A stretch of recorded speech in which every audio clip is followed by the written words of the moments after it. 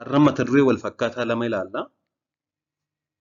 Innis inni jalqabaan daa'immanitti sagalee guddaan dheekkamuu fi jechaan miidhuu kan jedhudha. Inni lammaffaan immoo qaama daa'immaniirra miidhaa geessisuun adabuu kan jedhudha. Jalqaba irratti egaa miidhaa daa'immanitti sagalee guddaan dheekkamuu fi jechaan miidhuu kan jedhu ilaalla. Ijoolleen xixiqqoo qaamaan qofa osoo hin ta'in miiraan, hariiroo hawaasummaadhaan akkasumas sammuudhaan kan guddachaa deemanidha yookaan kan guddachaa jiranidha. Ijoolleetti sagalee guddisanii dheekkamuu fi arrabsoon miiraa fi sammuu isaanii ni miidha. Daa'imman haala akkasii keessatti guddannaan gara dhiphina sammuu, sodaa, yaaddoo fi tasgabbii dhabuutti isaan geessa. Boodas jireenya keessatti miidhaa isaanirra ga'e kana sammuun isaanii ittiin bocama waan ta'eef miidhaa isaan irra ga'aa tureen bocamaa waan tureef sammuun isaanii ofitti amanamummaa dhabu yookaan ofitti amanamummaa gad bu'aa ta'e ofiif kenna. Ijoolleen dhiibbaa hamaa isaan irra ga'u kana dubbachuu baatanis ni dhaga'u waan ta'eef gara dhibee fayyaa sammuu godhachuutti isaan geessa. Haaluma kanaan yeroo booda ijoolleen sun miidhama sana hin yaadatan ta'a. Miidhama isaan irra ga'e sana yaadachuu baatan iyyuu sammuun isaanii ittiin bocamee guddate waan ta'eef bu'aa isaa jireenya isaanii guutuu keessatti isaan miidhaa ittiin jiraatu jechuudha. Ragaaleen saayinsawaa ta'an hedduun daa'imman yeroo mara sagalee guddaa yookaan sagalee ol kaasuudhaan itti dheekkamaa guddatanii fi arrabsoon guddatan dandeettiin yaadaa fi guddina sammuu isaanii boodatti akka hafu akka taasisu agarsiisu. Dandeettiin xiyyeeffannoo yaadaaf barachuu isaanii ni miidhama jechuudha. Gochaan akkasii guddina dandeettii afaanii ni gufachiisa. Dandeettii dubbachuu fi haasa'uufis duubatti jechuun dandeettiin afaanii fi dandeettiin of ibsuu isaanii boodatti hafaa ta'uu akka danda'u taasisuu mala. Haaluma kanaan ijoolleetti sagalee ol kaasanii dheekkamuuf arrabsuun dandeettii walitti dhufeenya hawaasummaa egeree akkasumas hariiroo gaarii uumuu irratti dhiibbaa geessisuu danda'a jechuudha booda daa'imaa irratti. Daa'imman haala kanaan guddatan namoota kan biroo amanuu dhabu, nama amananii miira isaanii to'achuu dadhabuu akkasumas dheekkamuu baay'isu. Akkasumas immoo namarraa fagaachuun kophummaa jiraachuu agarsiisuu danda'u jechuudha booda jireenya isaaniitti. Rakkooleen kun yeroo ijoollummaas ta'e sana booda yoo mudatan miidhaan sammuurraa ga'aa waan tureef akka isaan waan sun qaama keessa seenuun akkuma dhiphina kamii, istireesii kamii qaamatti fudhatamuun dandeettii dhukkuba ofirraa ittisuu qaamaa gad buusaa dhukkubaaf saaxilamoo taasisuu danda'a.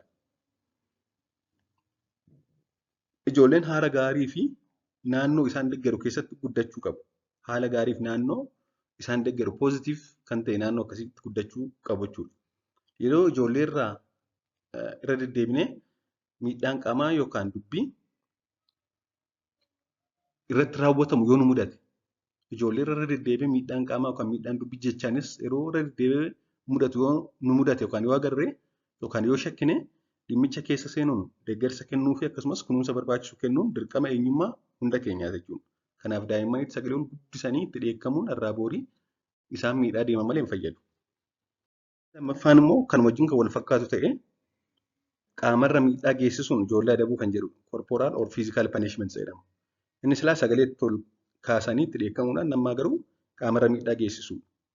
Ijoolleen umuriin isaanii waggaa 14 gad ta'an 10 keessaa 6 irra deddeebiin manattis ta'e mana barnootaatti namoota gurguddoon adabbiin qaamarra miidhaa geessisuun taasifamu kanneen akka reebuu, kabaluu, dhiituu, qimmiiduu, darbachuun kuffisuu, darbachuun waatti buusuu hanga qaama isaanii gubuu fi kan kana fakkaatan akka isaan irra ga'u himama. Namoonni hedduun yeroo qaama daa'immaniirra miidhaa geessan adabuuf jechuudha. Qaamarra miidhaa geessaa fakkeenyaaf reebaa yeroo adaban dabalataan maal godhu ni arrabsu, ni abaaru, ni tuffatu, soorata dhowwachuun hin beelessu, haala sodaachisaa ta'e keessatti qofaa isaanii dhiisu fakkeenyaaf kutaa dukkanaa keessatti dhiisu, halkanfaa mana ari'anii manatti cufu dukkana keessatti akka isaan sodaatan taasisuun daa'imman adabu. Akkas gochuun yeroodhaaf waan balleessan sana akka isaan dhiisan taasisuun kan fayyade haa fakkaatu malee irra deddeebiin akkas gochuun miidhaa qaamaaf xiinsammuu umurii guutuu daa'ima sana wajjin hafu isaan irra geessaa jira.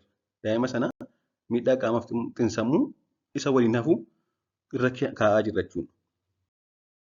Ijoolleen haala kana keessatti guddatan egaa wanta hin barbaachifne yookaan sirrii miti jedhanii yaadan tokko dhabamsiisuuf yookaan dhaabsisuuf nama miidhuun barbaachisaa akka ta'etti amanuun guddatu. Waan hunda furuuf humna fayyadamu jechuudha. Yakka adda addaatti hirmaachuu, amala haala jireenya hawaasa naannoo isaanii waliin simne yookaan rakkoo amalaa rakkisaa ta'e qabaachuu, ofitti amanamummaa gad bu'aa qabaachuu, araada adda addaa qabaachuu, rakkoo fayyaa sammuu kan akka mukaa'uu, abdii murachuu, hanga of miidhuu yookaan suusidii yaaduutti illee isaan saaxiluu danda'a. Akkasumas barnootaa fi dalagaa isaaniin milkaa'utti akkasumas maatii waliin nagaaf tasgabbiin jiraachuu irratti illee dhiibbaa cimaa itti fiduu danda'a booda jireenya isaaniitti jechuudha. Kanaaf egaa hanga danda'ametti miidhaa qaamarra geessisuun daa'imman adabuu dhiisuu qabna. Yakkadhas. Yeroo isaan waa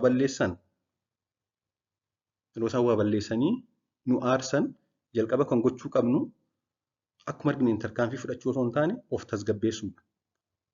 Erga sirriitti tasgabboofnee miira aarii keessaa baanee booda gara isaaniitti deebi'u. Akkas gootanii miira keessan to'achuun ijoollee guddisaa jiraachuu keessaniifis cimoo akka taatan ofitti himuu akkasumas amilee ofiif kennuu qabdu. Yeroo isaan waa balleessan itti dubbachuu dhiisnee tarkaanfii fudhachuu dhiisnee miira keessaa baanee tasgabboofnee booda itti deebina jechuudha. Kun ciminaadha jechuudha. Kana akkas gochuu keenyaaf immoo amilee ofiif kennuu qabna.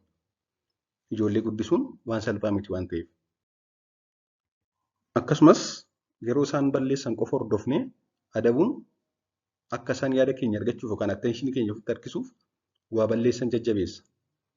Kanaaf yeroo isaan gaarii godhaniin jajjabeessuu fi jajuutu gaariidha. Yeroo isaan balleessan qofa hordofnee adabuu hin qabnu. Waan isaan irraa hin eegne yookaan waan isaan gochuu hin qabne qofa itti himuu osoo hin taane waan irraa eegnu yookaan waan isaan gochuu qaban kan sirrii ta'e itti himuu yookaan ibsuun barbaachisaadha.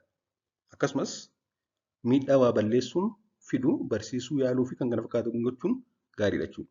Kanaaf daa'imman sagalee ol kaasanii hamma ammaatti dheekkamuu akkasumas qaama isaaniirra miidhaa geessanii adabuun daa'ima sana tootaalii jireenya isaa boodaa miidha malee hin fayyadu jechuudha. Galatooma turtii gaarii.